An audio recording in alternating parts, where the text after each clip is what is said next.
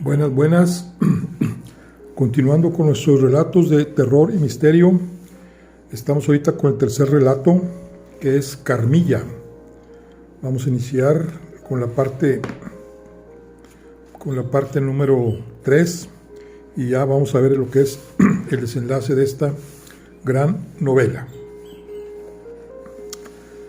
Iniciamos. Dice: lo sabrás todo dentro de un par de días, es decir, sabrás lo que sé yo, entre tanto no me hagas preguntas. Se dio la vuelta, dispuesto a marcharse, pero entonces, antes de que yo tuviera tiempo de pararme a pensar en lo extraño de lo que estaba ocurriendo, volvió sobre sus pasos para decirme que quería ir a Carstens y que tenía el carruaje preparado para las 12. La señora Perrodón y yo le acompañaríamos. Quería visitar al cura que vivía ahí, y como Carmilla no lo conocía, podría reunirse con nosotros más tarde cuando se levantara. Podría venir en compañía de la señorita La Fontaine, que también traería lo necesario para un almuerzo en las ruinas del castillo. A las 12 en punto nos pusimos en marcha. Pasado el puente levadizo, giramos a la derecha y tomamos el camino que conducía al pueblo deshabitado y a las ruinas del castillo de Carstens. Debido a lo accidentado del terreno, la carretera se retuerce y serpentea a lo largo de un precipicio o por la ladera de una colina en una interminable variedad de paisajes. En una de las innumerables curvas del camino, nos encontramos inesperadamente en presencia de nuestro amigo el general, que avanzaba hacia nosotros a caballo, seguido por su criado, también a caballo. Tras cordiales efusiones de bienvenida, pasó a ocupar el lugar vacante en nuestro carruaje y envió el caballo al castillo con su criado.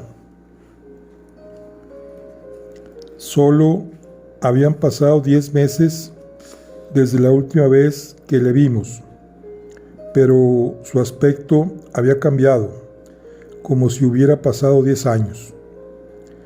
Una expresión de ansiedad había sustituido su habitual aire de tranquila serenidad.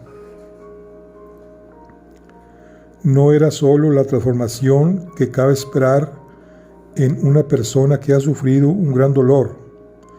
Una especie de rabia apasionada parecía haber contribuido a llevarle a su situación actual. Apenas reanudamos la marcha, el general comenzó a contarnos el engaño, según su propia expresión, que había provocado la muerte de su joven sobrina. De repente se vio arrastrado por una ola de rabia y amargura, profiriendo invectivas contra las diabólicas artes de las que había sido víctima. Mi padre, comprendiendo que debían existir motivos extraordinarios para que el ecuánime general se expresara en tales términos, le pidió que nos contara, si no resultaba demasiado doloroso, los hechos que justificaban tan violentas expresiones. Con mucho gusto, replicó el general, pero no van a creerlo. ¿Y por qué no?, inquirió mi padre. Porque usted, amigo mío, solo cree en lo que responde a sus prejuicios y a sus ilusiones. También yo era como usted, pero ahora he aprendido algo más. Póngame a prueba, insistió mi padre. Soy menos dogmático de lo que usted cree. Además, me consta que usted basa siempre sus opiniones en pruebas fehacientes y por lo tanto estoy dispuesto a respetar sus conclusiones. Tiene usted razón.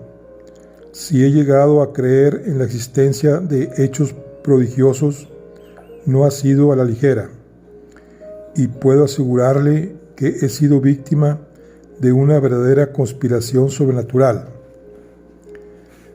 Vi que mi padre, a pesar de su promesa, miraba al general con ojos que reflejaban evidentes dudas acerca de la capacidad intelectual de su viejo amigo.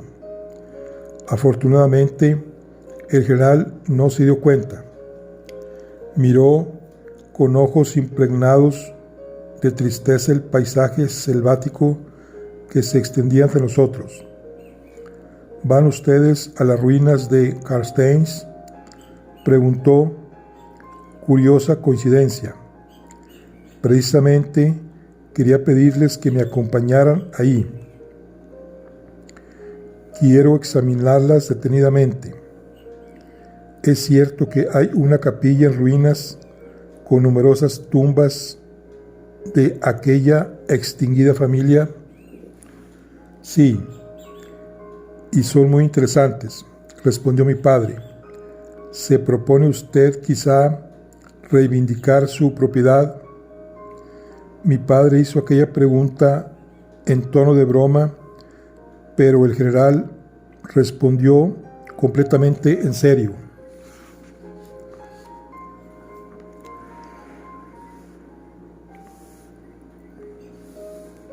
De ningún modo, exclamó secamente. Tengo la intención de exhumar algunos ejemplares de aquella hermosa raza. Espero, con la ayuda de Dios, llevar a cabo un piadoso sacrilegio que librará a la tierra de algunos monstruos y permitirá dormir tranquilamente a personas de bien que tienen derecho a acostarse en paz sin que sobre sus cabezas penda la amenaza de unos malvados asesinos. Mi padre le miró de nuevo, pero esta vez no había desconfianza en su mirada, sino que trataba de ser penetrante y perspicaz. La casta de los Carstens, dijo, se extinguió hace mucho tiempo, 100 años por lo menos. Mi mujer descendía de los Carstens por línea materna, pero el apellido y el título desaparecieron hace casi un siglo. El castillo está en ruinas y el pueblo deshabitado. Hace más de 50 años que no sale humo por sus chimeneas. Eso es lo que me han contado exactamente, y otras cosas que le asombrarán. Pero será mejor que lo cuente siguiendo un orden lógico. ¿Recuerda usted a mi sobrina? Era la muchacha más hermosa del mundo, y hace solo 3 meses estaba aún viva. Mi padre apretó afectuosamente la mano del general. Las lágrimas llenaron los ojos del anciano, que no trató de ocultarlas. Mi sobrina era el consuelo de mi vejez, y ahora todo ha terminado. No me queda mucho tiempo de vida, pero con la ayuda de Dios, confío en que antes de morir podré prestar un gran servicio al género humano. Todo comenzó así. Mi sobrina se preparaba impacientemente para visitarte. En el curso de esos preparativos fuimos invitados a una fiesta ofrecida por mi viejo amigo, el conde de Carlofed, cuyo castillo está a unas 6 leguas de Carstens. La noche en que comenzó mi desgracia, se celebró un fastuoso baile de máscaras. El parque del castillo estaba iluminado con faroles de colores y los fuegos artificiales eran de una magnificencia nunca vista. ¿Y qué música? Ya sabes que la música es mi debilidad. Las mejores orquestas del mundo y los mejores cantantes de ópera europeos. Nunca había asistido a una fiesta tan brillante, ni siquiera en París. Mi querida sobrina estaba preciosa. No estaba disfrazada. La emoción y la alegría ponían un encanto indefinible en su rostro. Me di cuenta de que otra joven, que iba vestida lujosamente y llevaba una máscara, miraba a mi sobrina con especial interés. Ya la había visto al principio de la velada, en la terraza del castillo. Estaba cerca de nosotros y su actitud mostraba un interés muy vivo. La acompañaba una dama, vestida con el mismo lujo y también cubierta con una máscara, que tenía el aire autoritario de una persona de rango. En ese momento estábamos en un salón. Mi pobre sobrina había bailado mucho y descansaba sentada en una silla cerca de la puerta. Yo estaba sentado a su lado. Las dos damas se acercaron a nosotros y la más joven ocupó una silla vacía junto a mi sobrina, mientras que la mayor vino a sentarse junto a mí. Empezó a hablar sola, como si refunfuñara.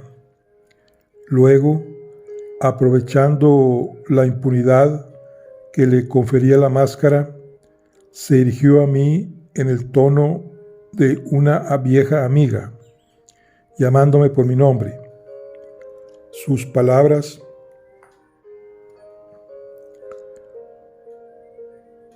despertaron mi curiosidad. Se refirió a las muchas ocasiones en que nos habíamos encontrado. En la corte o en alguna casa elegante. Aludió a incidentes que yo no recordaba, pero que cuando me lo mencionó, volvieron a mi memoria. Sentí que mi curiosidad aumentaba. Deseaba ardientemente saber quién se escondía tras aquella máscara, mientras la señora parecía divertirse con el juego. Mientras tanto, la joven, a la que la señora mayor llamaba con el extraño nombre de Millarca, había entablado conversación con mi sobrina. Se presentó diciendo que su madre era una vieja amiga mía. Alabó el vestido que llevaba mi chica y alabó discretamente su belleza. La divirtió con sus agudas observaciones sobre la gente que se agolpaba en la sala y al poco tiempo estaban charlando, como si se conocieran de toda la vida.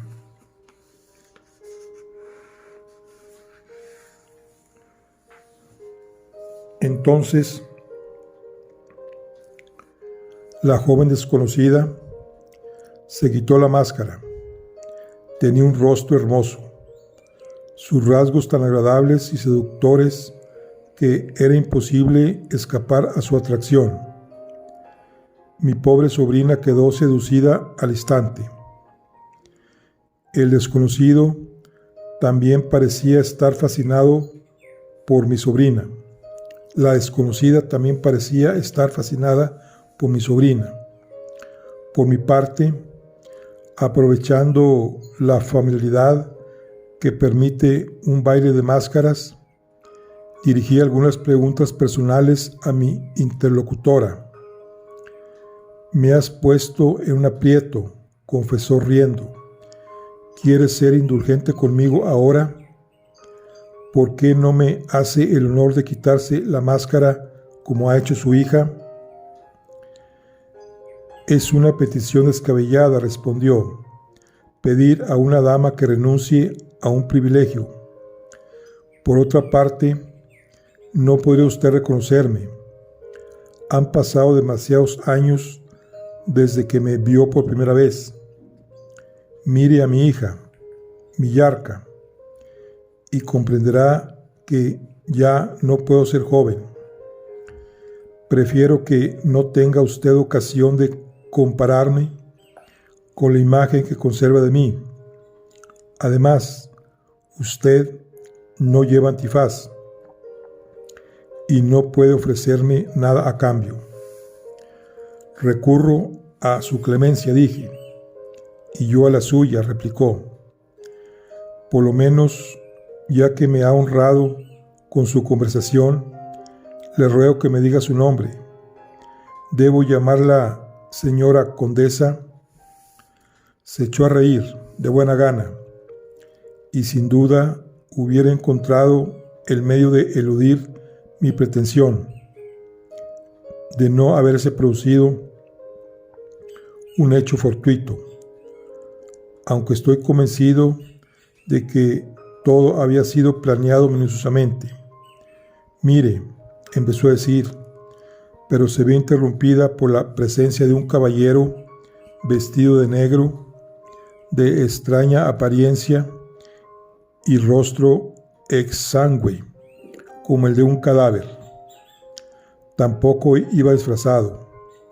Se inclinó cortésmente ante mi compañera y dijo: «¿Me permite la señora condesa unas palabras en privado?»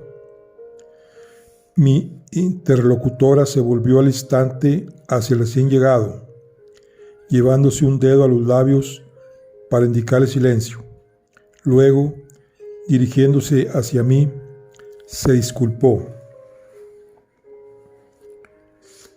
«Le ruego que me guarde el asiento, general. Regresaré enseguida». Se alejó en compañía del caballero vestido de negro. Vi cómo hablaban animadamente antes de desaparecer entre la multitud. Mientras me torturaba, tratando de identificar a la dama que tan amablemente parecía recordarme, regresó acompañada del mismo caballero de rostro cadavérico. Oí que este último le decía: «Le advierto, condesa, que el carruaje espera en la puerta», y tras inclinarse profundamente, desapareció. «De modo que la perdemos a usted, señora condesa. Espero que será por poco tiempo», aventuré, y me incliné a mi vez ante ella. «Sí, tengo que marcharme», respondió, «y es posible que mi ausencia se prolongue unas semanas. Acabo de recibir noticias muy desagradables. ¿Y usted ha recordado ya quién soy?» «Ya le he dicho que no». «Lo sabrá, descuide, pero no ahora. Somos amigos, más íntimos y más antiguos de lo que usted sospecha. Pero ahora no le puedo revelar mi identidad. Dentro de 3 semanas pasaré por su castillo. Entonces tendré mucho gusto en que reanudemos nuestra vieja amistad. De momento estoy muy preocupada por la noticia que acaban de darme. Tengo que recorrer más de 100 millas con la mayor rapidez posible. Y si no fuese por la reserva que me veo obligada a guardar acerca de mi identidad, le pediría un favor. Mi pobre hija se cayó del caballo durante una cacería y fue arrastrada por el animal durante más de 1 milla. Quedó hecha un manojo de nervios y nuestro médico le recomendó reposo absoluto. Tendré que viajar día y noche, sin interrupción. Una vida está en juego, pero lo hablaré con él la próxima vez que nos veamos. Y entonces me pidió el favor al que había aludido. Se trataba de alojar a su hija en mi casa durante su ausencia. Era una petición bastante extraña, por no decir atrevida. La condesa me desconcertó, adelantándose a todas mis posibles suspicacias, diciéndome que comprendía lo impropio de su comportamiento, pero que, conociéndome como me conocía, sabía que yo me haría cargo de las inusuales circunstancias que la obligaban a comportarse de esa manera. Y en ese mismo momento, por una fatalidad que debió ser tan premeditada como todo lo que estaba ocurriendo, mi sobrina se me acercó para pedirme que invitara a su nueva amiga, Millarca, a pasar unos días en nuestra casa. En cualquier otra ocasión, habría salido del paso diciéndole que esperara hasta que pudiéramos conocer la identidad de aquellas señoras. Pero debo confesar que los delicados rasgos de la joven desconocida, con su extraordinario poder de fascinación, me habían conquistado. Así que, tontamente, consentí en hacerme cargo de la muchacha, mientras durara la ausencia de su madre. El caballero, vestido de negro, volvió en busca de mi interlocutora. Lo último que me pidió la señora fue que no intentara averiguar la identidad de la niña hasta que ella regresara. Luego susurró unas palabras al oído de su hija, la abrazó fríamente y se alejó acompañada del fúnebre personaje.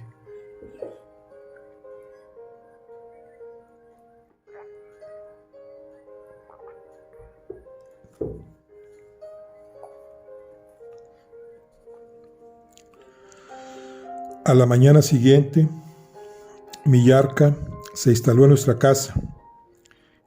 En el fondo, me alegré de haber encontrado una joven tan agradable para hacer compañía a mi sobrina, pero no tardó en surgir el reverso de la medalla.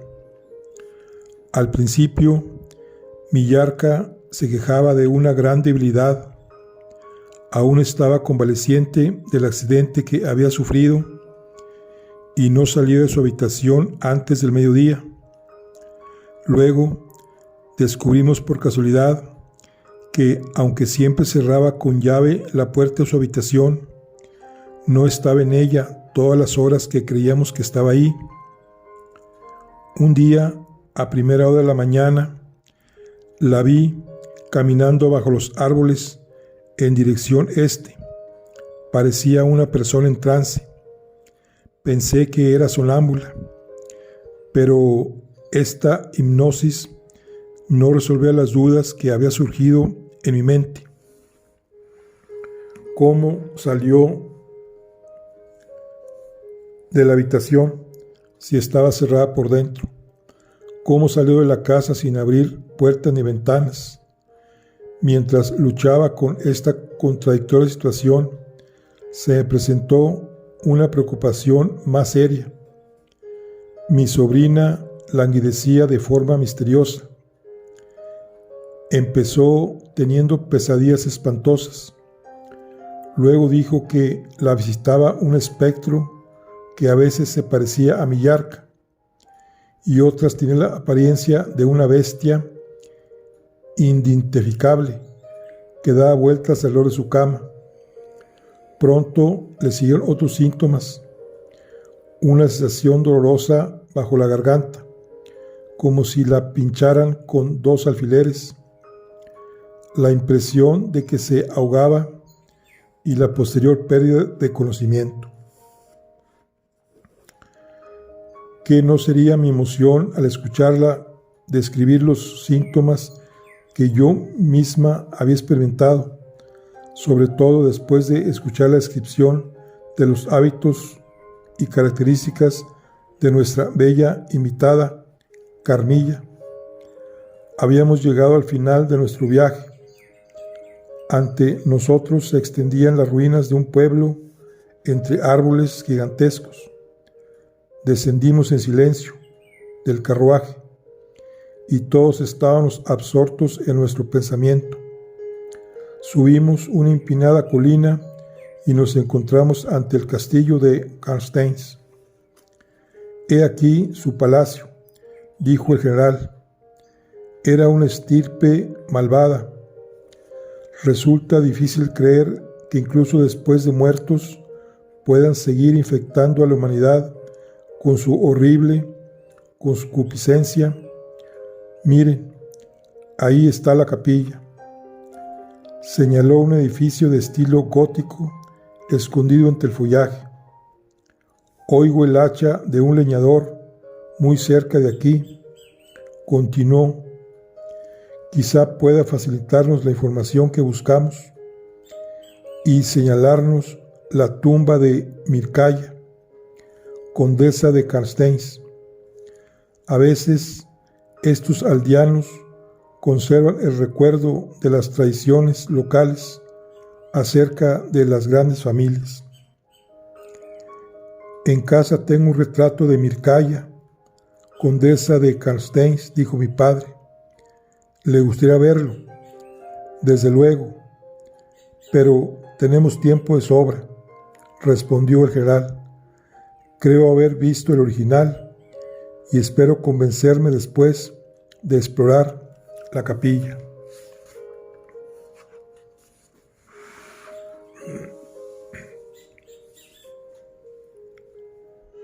¿Cómo?, exclamó mi padre. Pretende haber visto a la condesa Mircalla, pero si hace más de un siglo que murió. No está muerta, como la gente cree, replicó el general. Cuando pasábamos por debajo del arco que daba acceso a la capilla gótica en ruinas, añadió: en los pocos años que me quedan de vida, solo deseo tener ocasión de una cosa: vengarme. Y afortunadamente la venganza puede realizarse aún por medio de un brazo mortal. ¿De qué venganza está hablando?, preguntó mi padre, cada vez más asombrado. Quiero cortar la cabeza del monstruo, respondió el general en un acceso de cólera, golpeando el suelo con el pie y alzando sus manos como si empuñara un hacha invisible y la blandiera ferozmente en el aire.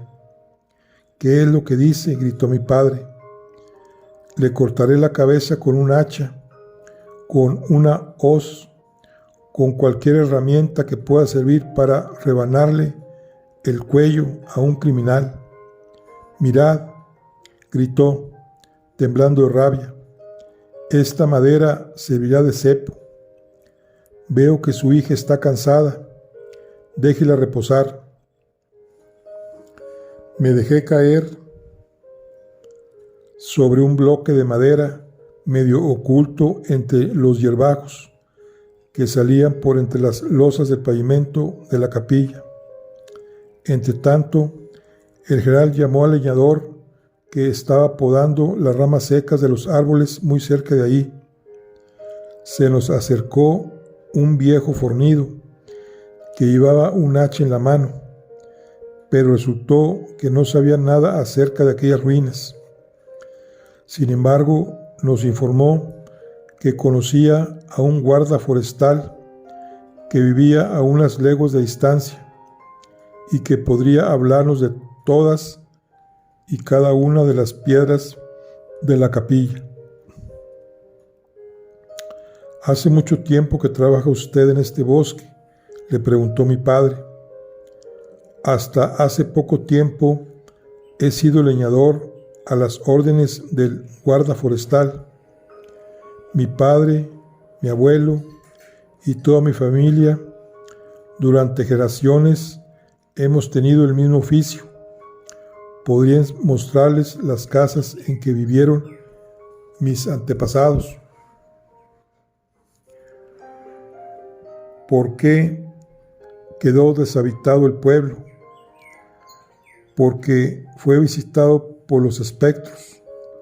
Al parecer, los persiguieron hasta sus tumbas, exhumaron los cadáveres por los medios habituales y los destruyeron de la forma habitual, decapitados, atravesados con un palo y quemados. Sin embargo, muchos aldeanos perdieron la vida. A pesar de todos los esfuerzos realizados, a pesar de haber abierto tantas tumbas y de haber privado a tantos vampiros de su horrible existencia, la aldea no está totalmente libre de la influencia diabólica. Pero un noble moravo que vino a estudiar esta parte del país se enteró de estos hechos y, siendo un experto en la materia, con muchos otros compatriotas suyos, se ofreció a liberar al pueblo de esa obsesión. Y esto es lo que hizo. Una noche de luna llena, subió a la torre de la capilla poco después de la puesta del sol. Ahí hizo guardia hasta que vio al vampiro salir de la tumba y despojarse de su mortaja blanca para ir al pueblo a atormentar a sus habitantes. Una vez que el vampiro se hubo marchado, el forastero descendió de la torre, recogió el sudario y subió de nuevo a su atalaya. Cuando el vampiro regresó de su expedición y no encontró el sudario donde lo había dejado, comenzó a aullar enfurecido por la pérdida de su atuendo fúnebre. El moravo llamó entonces al vampiro y le retó a subir a lo alto de la torre para recuperar su mortaja. El vampiro aceptó el reto y comenzó a subir al campanario, pero cuando estaba a punto de llegar a la cima, el moravo le golpeó en la cabeza con su sable, partiéndole el cráneo en dos y haciéndole caer al fondo de la capilla. Luego bajó de la torre, decapitó al vampiro y al día siguiente entregó la cabeza y el cuerpo a los aldeanos, que lo atravesaron con un palo y lo quemaron, según las normas establecidas para estos casos. El noble moravo fue autorizado por un documento de la familia Karnsteins a cambiar la ubicación de la tumba de la condesa Mircalla, lo que hizo, y nadie sabe dónde está enterrada hoy.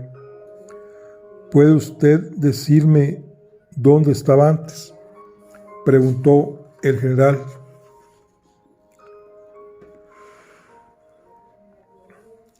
Pero el leñador debía tener un trabajo urgente, porque, olvidándose de recoger su hacha, se marchó sin contestar a la pregunta.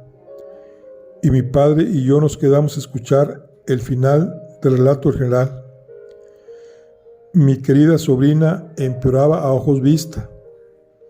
El médico ignoraba la naturaleza exacta de su enfermedad. Al darse cuenta de mi preocupación, propuso una consulta con uno de los mejores médicos de Graz. Era un hombre que conocía a fondo su profesión y tenía mucha experiencia. Después de haber examinado a mi sobrina, los dos médicos se encerraron en la biblioteca para conferenciar. Desde la habitación contigua pude oír sus voces. de un tono mucho más violento de lo que cabía esperar en una discusión puramente científica. Llamé a la puerta y entré. El viejo médico de Graz defendió su teoría. Su colega la impugnaba con evidente ironía, y de cuando en cuando no podía evitar el reírse francamente de sus sugerencias de su colega. Mi entrada interrumpió la discusión. «General», me dijo nuestro médico, «parece ser que mi ilustre colega opina que tenemos más necesidad de un brujo que de un médico». «Perdone», replicó el viejo médico de Graz con evidente disgusto. «Daré mi opinión y a mi modo, en otra ocasión. De momento, siento decirle que mi intervención no puede ser de ninguna utilidad. De todos modos, antes de marcharme, tendré el honor de hacerle una sugerencia». Se sentó ante una mesa y empezó a escribir. Parecía que la consulta no había dado resultado alguno. Me estaba paseando por el jardín, sumamente agitado, cuando se me acercó el viejo médico de Graz. Se disculpó por molestarme y me dijo que, en conciencia, no podía marcharse sin ofrecerme una explicación. Dijo que tenía la seguridad de no equivocarse. No existía ninguna enfermedad con aquellos síntomas y la muerte de mi sobrina era inminente. Le quedaba solamente un día, tal vez 2 de vida. Si lograba detener el proceso fatal, quizá pudiese recobrar las fuerzas, pero en su estado actual bastaría otro ataque para extinguir la última llama de vida. ¿Y de qué naturaleza es el ataque a que alude usted?, le pregunté. En esta nota se lo explico todo. Llame a un sacerdote y abra y lea la carta solamente en su presencia. Puede que no la comprenda, pero tenga en cuenta que es una cuestión de vida o muerte. Si no encuentra a un sacerdote inmediatamente, puede leerla usted solo. No había ningún sacerdote en las cercanías, así que decidí leer la carta. En cualquier otro momento me habría reído de su contenido, pero ¿a cuánta charlatanería se somete uno cuando se encuentra en una situación apremiante? Cuando todos los medios conocidos han fracasado y la vida de un ser querido está en peligro. El médico decía en su carta que la enferma era visitada por un vampiro. Las punzadas que había sentido en la garganta habían sido producidas por los largos y afilados dientes de uno de esos horripilantes seres. No había duda, añadía, dado el lugar donde se habían producido los pinchazos, de que se trataba de la típica mordedura de un vampiro, algo que cualquier experto confirmaría. Yo era bastante escéptico sobre la existencia de fantasmas y vampiros en general. En ese momento, pensando en la teoría expuesta por el viejo doctor, me dije que la gran erudición y la inteligencia sin tapujos pueden estar aliados con la locura, pero estaba tan desesperado que decidí seguir las instrucciones contenidas en la carta. Me escondí en el tocador que comunicaba con la habitación de la pobre enferma. Iluminado toda la noche por una vela, y esperé a que mi sobrina se durmiera. A través de la rejilla que había sobre la puerta del tocador, Miré el sable que había colocado sobre una mesa, según lo prescrito por el médico. Al cabo de un rato, vi una forma oscura que se arrastraba a los pies de la cama y se lanzaba de repente al cuello de mi sobrina, transformándose al mismo tiempo en una gran masa palpitante. Me quedé como petrificado durante unos segundos. Entonces abrí la puerta de la cómoda, cogí el sable y me acerqué a la cama. El monstruo se tiró al suelo y se quedó inmóvil junto a la cama. Me miró fijamente, con una expresión feroz en sus pupilas. A pesar de lo espantoso de su aspecto, pude reconocer a Millarca. Descargué mi sable con todas mis fuerzas, pero el monstruo ya estaba junto a la puerta, ileso. Corrí tras él, pero desapareció como por arte de magia.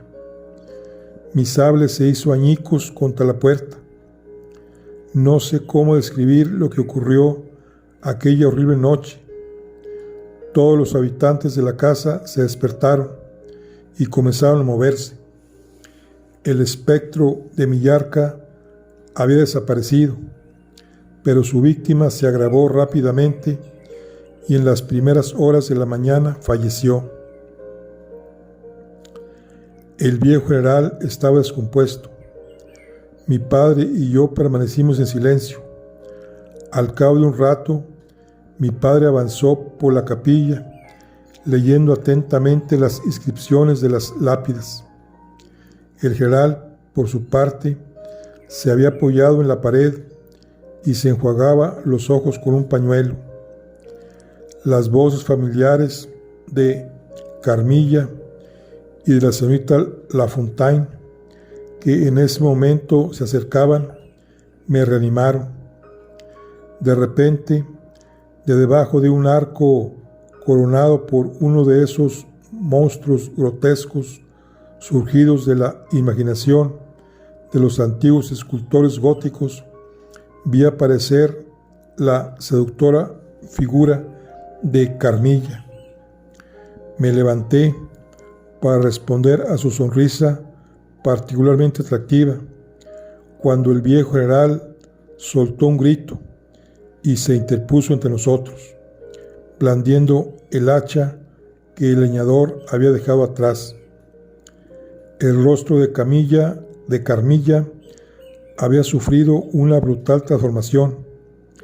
Retrocedió, pero antes de que pudiera gritar, el general descargó el hacha sobre ella con todas sus fuerzas.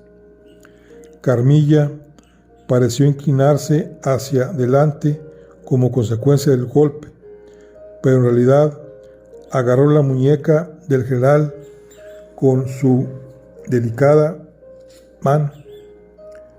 El anciano luchó enérgicamente tratándose de soltarse, pero se vio obligado a abrir la mano y soltar el hacha. Carmilla desapareció como si se la hubiera tragado el aire. El general, tambaleándose, se apoyó en la pared. Su pelo estaba erizado y su rostro aparecía empapado de sudor. Estaba tan pálido como un muerto. Todo lo que acabó de contar sucedió en un par de segundos. No sé si llegué a perder el conocimiento. Lo primero que recuerdo tras la desaparición de Carmilla es la voz de la señora Perrodón preguntando: ¿dónde está la señorita Carmilla? Por fin pude contestar que no lo sabía. Ha salido de aquí hace un momento, dije, señalando la puerta por la cual había entrado la señora Perrodón. Yo estaba ahí y no la he visto. Inmediatamente empezó a llamarla por su nombre, sin obtener respuesta. ¿Se hace llamar Carmilla?, inquirió el general, que no se había recobrado totalmente. Efectivamente, respondí. Carmilla, Millarca, murmuró el general.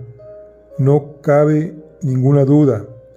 Es la misma que en otro tiempo se llamó Mircalla, de Carstensz. Querida Laura, márchese inmediatamente de esta tierra maldita. Creo que no verá nunca más a Carmilla.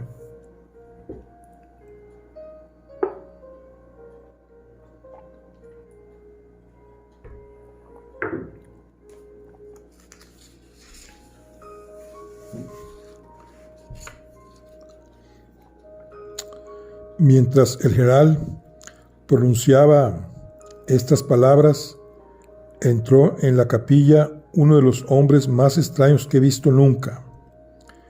Era alto, delgado, de hombros pesados y vestía de negro.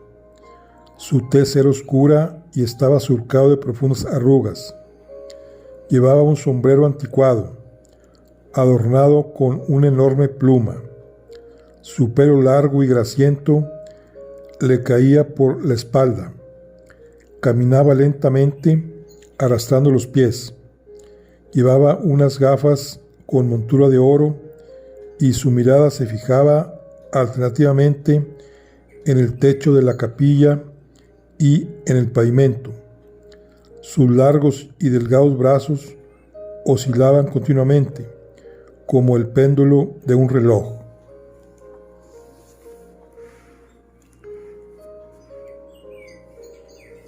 «Este es mi hombre», gritó el general al verlo, precipitándose a su encuentro con manifiesta alegría. «Mi querido varón, cuánto me alegra verle. No esperaba encontrarle tan pronto». Hizo una señal a mi padre, que mientras tanto había regresado de su exploración, y le presentó al extraño personaje, llamándolo simplemente varón. Inmediatamente, los tres hombres entablaron una animada conversación. El desconocido sacó de su bolsillo un plano andrajoso y lo extendió sobre el granito rosa de una tumba. Con un lápiz comenzó a trazar líneas de un extremo a otro del plano, consultando con la mirada ciertos lugares de la capilla, lo que me hizo suponer que se trataba de un plano del edificio en el que estábamos. También consultaba a menudo un cuaderno sucio y amarillento, cuyas páginas estaban llenas de caligrafía.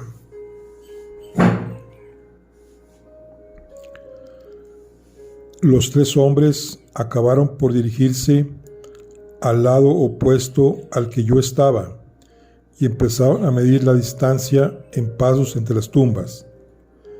Finalmente se detuvieron frente al muro y lo examinaron de cerca, levantando la hiedra que lo cubría en ese lugar. No tardaron en descubrir una losa de mármol en la que había unas letras talladas. Ayudados por el leñador, que había vuelto en busca de su hacha, arrastraron la enorme piedra hasta un lugar iluminado. Era efectivamente la tumba de Millarca, condesa de Carstensz. El general levantó las manos al cielo en silenciosa acción de gracias. «Mañana», oí que decía, «vendrá el comisario. Actuaremos de acuerdo con los preceptos legales». Luego, encarándose con el anciano de los lentes con montura de oro, le estrechó calurosamente las manos. «¿Cómo puedo agradecerle su ayuda, varón? ¿Cómo podríamos expresarle nuestra gratitud? Ha librado usted a esta comarca de una horrible plaga. Gracias a usted hemos podido localizar al más odioso de los monstruos». Mi padre se acercó a mí y me abrazó y besó repetidas veces. Ya es hora de que regresemos a casa, dijo. Sus palabras sonaron a mis oídos como música celestial, pues nunca me había sentido tan cansada como en ese momento. Una vez en el castillo, mi satisfacción se convirtió en horror cuando descubrí que no había noticias de Carmilla. No se me dio ninguna explicación de lo que había ocurrido en las ruinas del castillo, y era evidente que mi padre prefería, por el momento, mantener el secreto. La ausencia de Carmilla, que, dadas las circunstancias, era de lo más siniestra, me mantenía en vilo, y mi inquietud aumentó con los preparativos que se hicieron para esa noche. 2 criadas, además de la señora Perrodón, se quedaron en mi habitación mientras mi padre y uno de los criados hacían guardia en la puerta.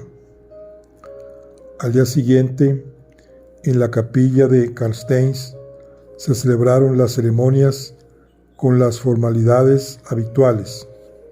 Se abrió la tumba de la condesa de Karlsteins. El Herald y mi padre reconocieron en ella a la más bella y pérfida invitada.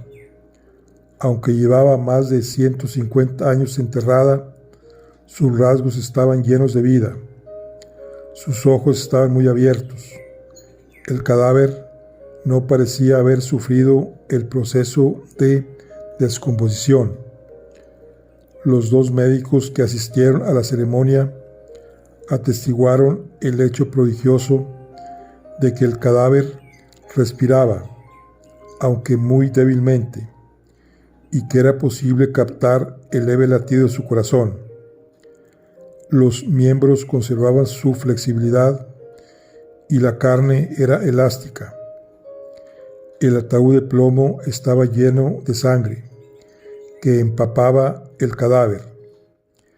Era un caso irrefutable de vampirismo. De acuerdo con las antiguas prácticas, levantaron el cadáver y le clavaron una estaca en el pecho. Luego le cortaron la cabeza y del cuello cortado brotó un chorro de sangre. A continuación, colocaron el cuerpo y la cabeza sobre un montón de madera y le prendieron fuego, hasta que no quedó más que un montón de cenizas. Las cenizas se esparcieron a los 4 vientos y desde entonces la región quedó libre de vampiros.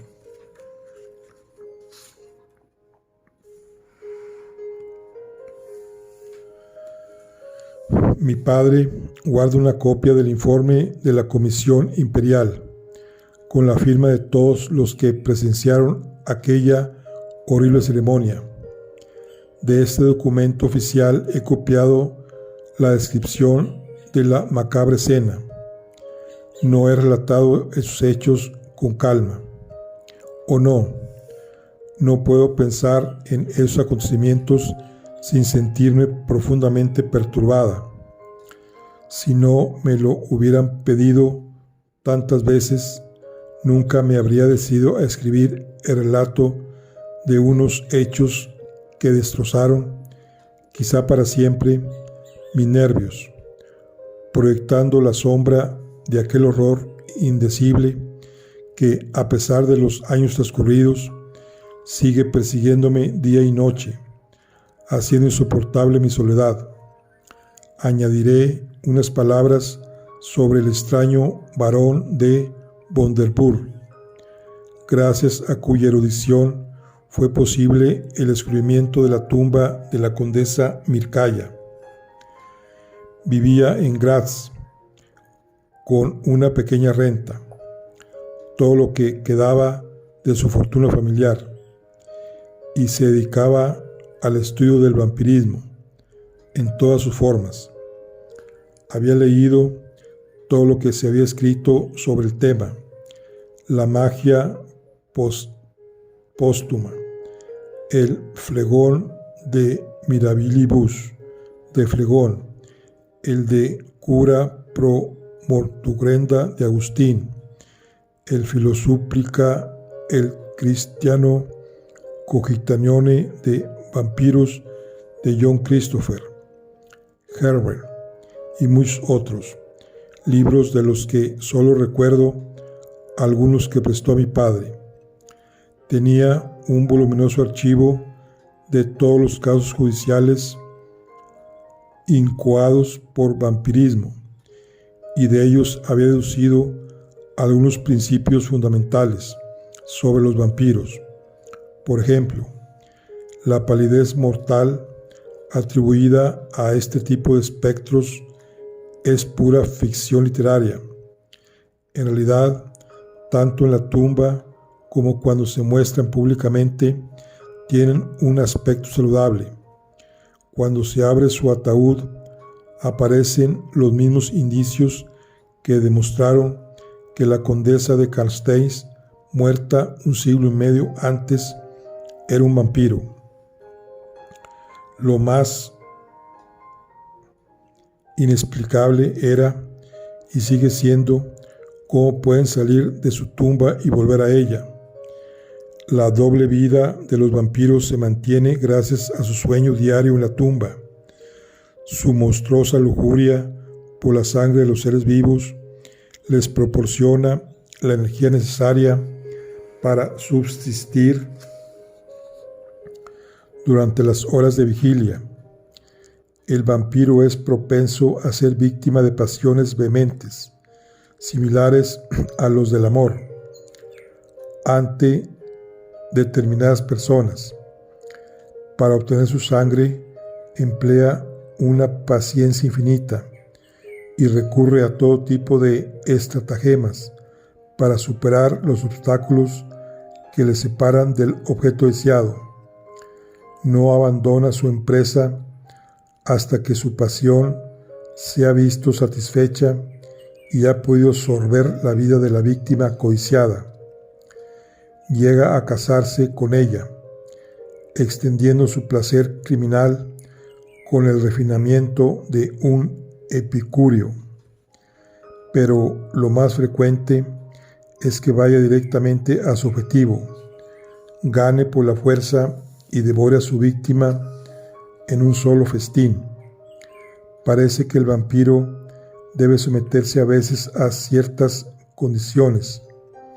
En el ejemplo que acabo de relatar, Mircalla debía limitarse al uso de un nombre que, si no era siempre exactamente el suyo, debía contener todas las letras que lo componían: Mircalla, Carmilla, Millarca.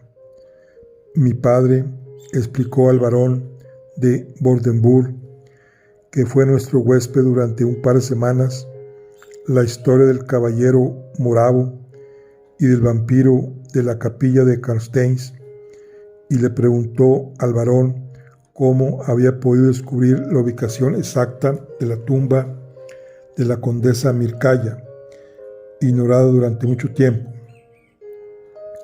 El barón sonrió enigmáticamente, miró su estuche de gafas que tenía en la mano, lo sopesó durante unos instantes y luego, volviendo a levantar la vista, dijo: «Poseo muchos escritos y documentos de aquel notable personaje.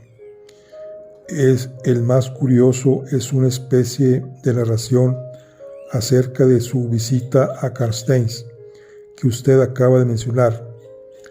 Naturalmente, la leyenda deforma siempre los hechos.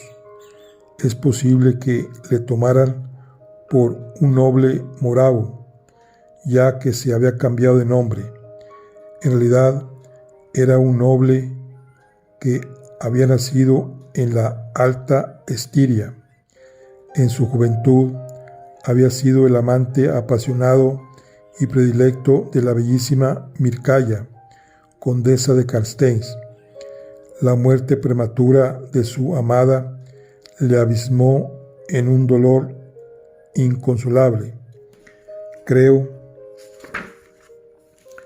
necesario aclarar que los vampiros pueden multiplicarse y crecer de acuerdo con una ley que rige para esos monstruos. Suponed un lugar completamente libre de esta amenaza. ¿Cómo es que se presenta y desarrolla? Imagina que un individuo suficientemente perverso se suicida. En determinadas circunstancias, los suicidios pueden transformarse en vampiros. Este vampiro comienza a visitar a los seres vivos mientras duermen. Esos últimos mueren y una vez enterrados se transforman casi siempre en vampiros. Eso es lo que le ocurrió a la bella Mircalla, que fue visitada por uno de estos monstruos. Mi antepasado Bordembur, cuyo título llevo, descubrió esta historia y en el curso de los eruditos y en el curso de los estudios a los que se había dedicado, profundizó mucho en este asunto. Entre otras cosas, llegó a la conclusión de que se sospechaba del vampirismo de la condesa, que en vida fue su ídolo. Le horrorizaba la idea de que sus restos pudieran ser profanados en una ejecución póstuma. Dejó un curioso documento que demostraba que el vampiro, una vez privado de su doble existencia, está condenado a otra aún más terrible, y decidió, en consecuencia, preservar a su amada Mircalla de esa posibilidad. Fingiendo un viaje de estudios, fue a Carstensz y consiguió hacer desaparecer el rastro y el recuerdo de la tumba de Mircalla, pero al cabo de unos años y cerca del final de sus días, pensando en el mundo que pronto iba a dejar, consideró bajo una luz diferente lo que había hecho y se sintió aterrorizado. Trazó los diseños y las notas que me han servido de guía y confesó por escrito lo que había llevado a cabo. Quizá pensó en hacer algo más positivo por la muerte, pero la muerte se lo impidió. Solo de la mano de uno de sus descendientes pudo dirigir, demasiado tarde para muchos, la búsqueda del monstruo. Más tarde, en el curso de una conversación, añadió: una de las pruebas del vampirismo es la fuerza de las manos. La frágil mano de Mircalla apretó la del general como un lazo de acero cuando levantó el hacha para matarla. La fuerza de la mano de un vampiro deja una marca indeleble en su presa, produciendo una atrofia que solo se cura muy lentamente y no en todos los casos. La primavera siguiente la pasé en Italia con mi padre. Viajamos durante un año. El horror de aquellos acontecimientos tardó mucho tiempo en disolverse en mi memoria. Incluso ahora, muchos años después, la imagen de Carmilla se me aparece con frecuencia en sus diversos y cambiantes aspectos. A veces es la joven hermosa y lánguida, otras el monstruo que vi en las ruinas del castillo, y a menudo, en medio de una pesadilla, tiemblo de miedo porque me parece oír los ligeros pasos de Carmilla acercándose a la puerta de mi habitación. Bueno, aquí concluimos nuestro libro. Esta es la tercera parte de Carmilla y este es el final de esta interesante historia. La historia de una mujer vampira de Carmilla. Bueno, aquí concluimos la charla del día de hoy. Nos vemos en la siguiente. Aquí tenemos nuestro libro de relatos de terror y misterio. Nos vemos en la siguiente. Hasta luego.